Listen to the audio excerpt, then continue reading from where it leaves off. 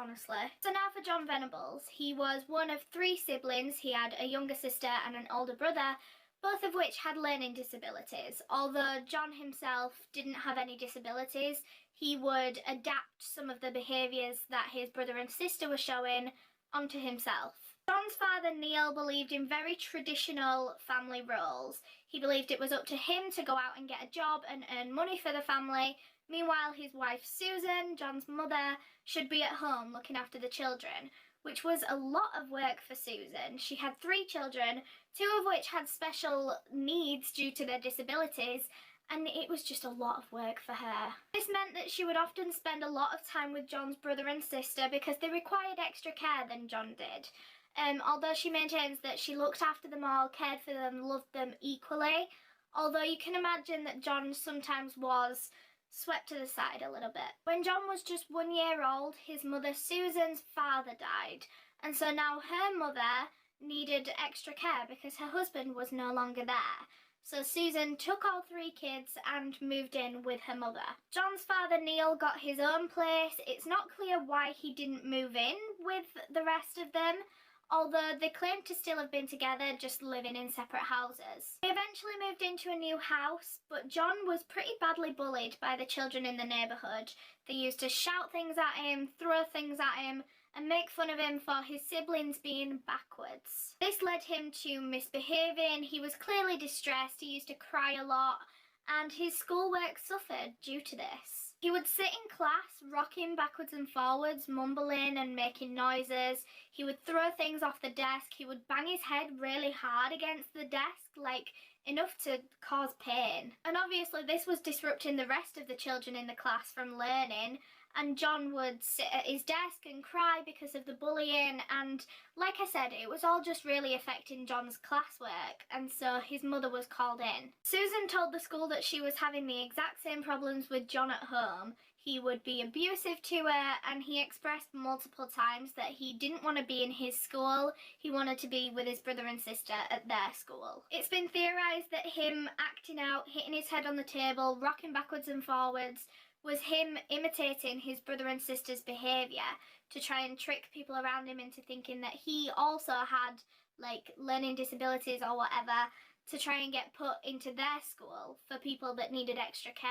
It's also been theorised that he wanted to move into that school in the first place because he thought bullying just didn't exist in that school. I mean, it was a lot more tolerant. They had a lot of different people with like unique differences, and he just thought that if he moved to that school with his brother and sister, he wouldn't be bullied anymore. But John's behaviour only got worse. He started pulling displays off walls, he would hide under the tables where no one could reach him, he would harm himself with scissors in class, and eventually he just got banned from going on school trips because he was that much of a disruption. One day, John even tried to strangle another student with a ruler, and it actually took 2 teachers to get him off of this other boy. And because of this incident, John Venables was suspended from school for 2 days, although as a form of punishment, his mother kept him away from school for 10 weeks. And at this point, he'd missed so much school, he was such a disruption while he was there, that he just had to move schools. And when he did, they put him back a year, putting him into Robert Thompson's class. And Thompson and Venables got talking while they were in class. I mean, they were both older than everyone else in their year, so it was just kind of meant to be that they were going to be friends. Although John did try to stay away from Robert at first because he said that he was trouble, but eventually they became best friends anyway. Thompson's bad behaviour of skipping school and stealing and all that kind of stuff began to rub off onto Venables. Both boys' mothers were alcoholics, both boys' mothers attempted suicide, both boys didn't really have a father figure, both of them were bullied, they were both put back a year in school, like they just had so much in common, they were just meant to be best friends. And that is what is so creepy about this story. And that brings us to the day that they were arrested and they were taken to separate police stations for questioning. Robert Thompson, in his first questioning, told police that it was John Venables. Like, it was just all John Venables. He was the one that grabbed James to take him. It was his idea. It was all John Venables.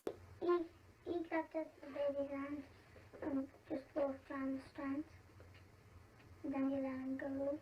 And then Thompson starts getting emotional, saying that he was begging Venables to take the baby back. I told him to take him back.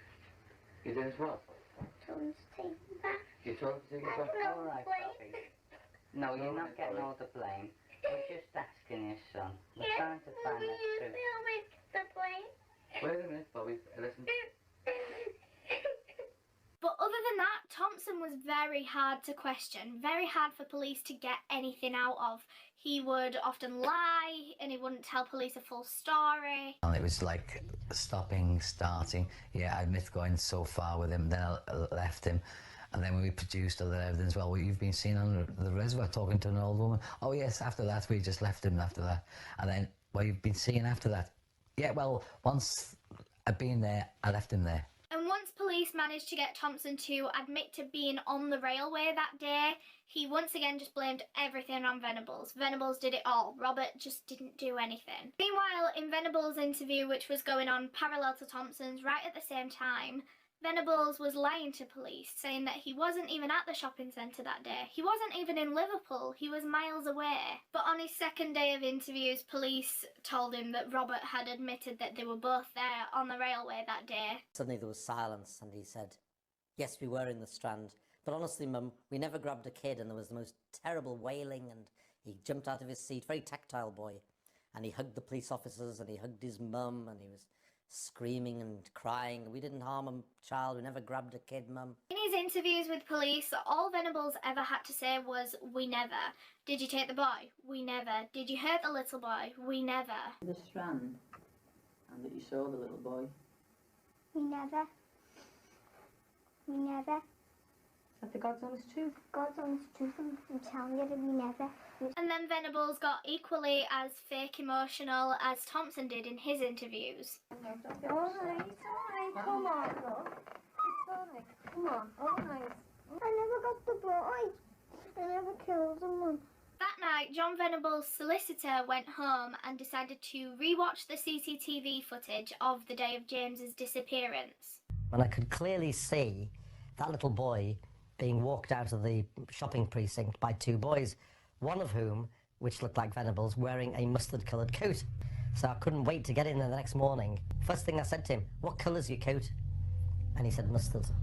And my heart just sank. So now they knew for sure that the boys had done something, but they needed a confession, and so the questioning continued. Finally, John Venables admitted, after 2 days of questioning, what they'd done on that day. And then he made what were the first admissions, and it was, yeah, okay, I killed the baby, I'm very sorry. Can you tell his mum I'm sorry, I think he said.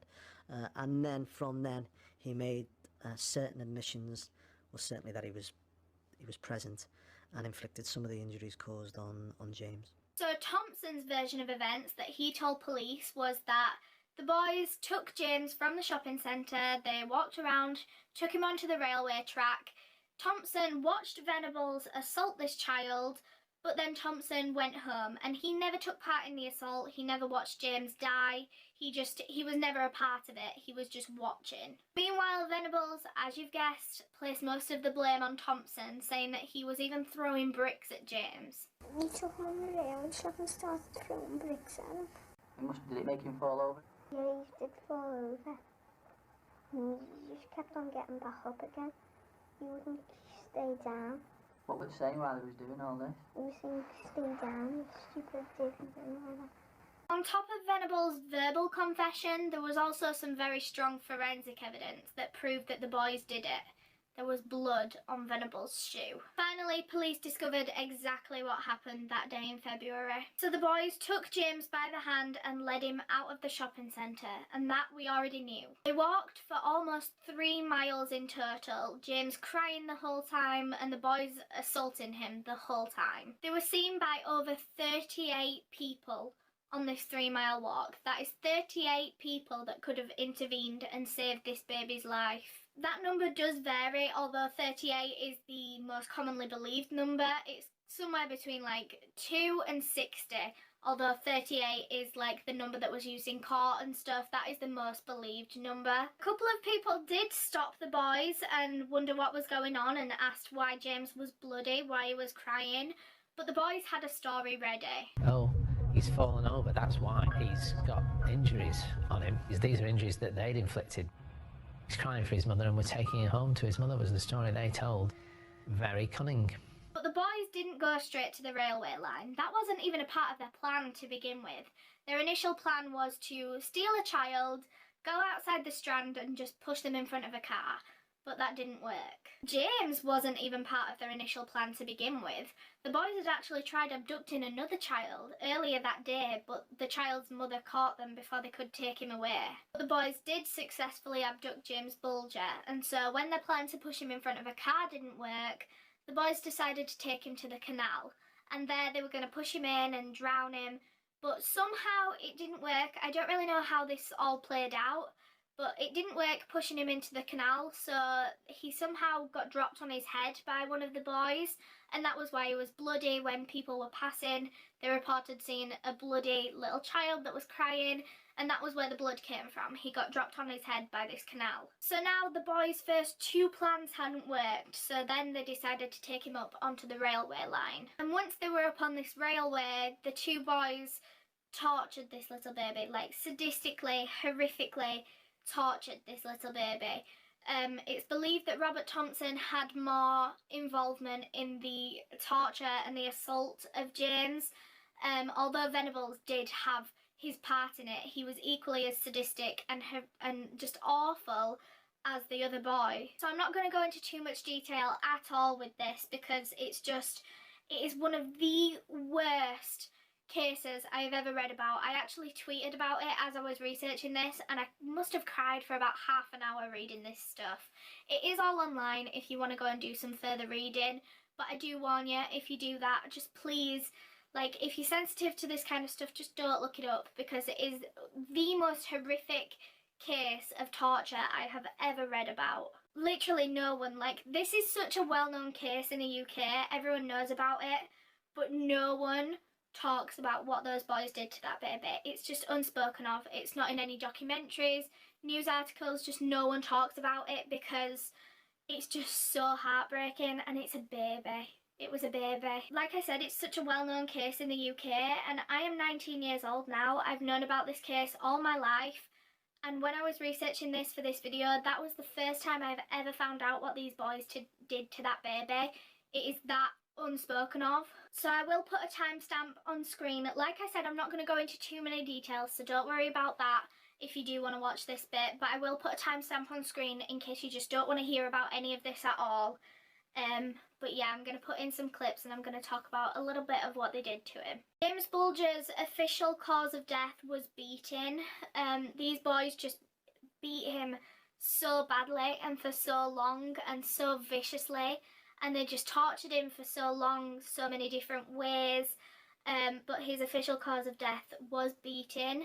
The boys beat him and tortured him and then weighted him down on the railway track so that he couldn't get up, and then they left and let him get hit by a train. James was hit by a train and he was cut in two, although it was believed that he was dead before he was hit by the train due to his injuries.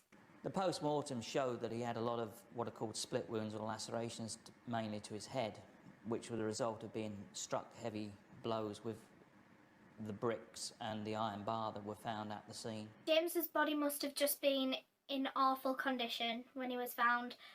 Not only do I feel for James and his family and friends, obviously, but for that group of children that found him. They must have found him in such a, like, scarring way. That must have just been traumatic for those children to see that. It was believed that there was a sexual aspect to this crime and to this murder.